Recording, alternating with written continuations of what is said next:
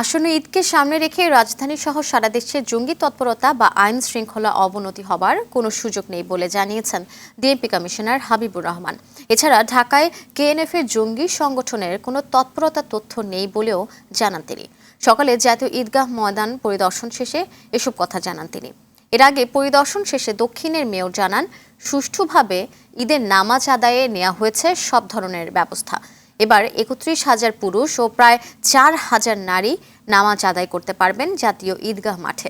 প্রধান জামাত অনুষ্ঠিত হবে সকাল ৮:৩০টায়।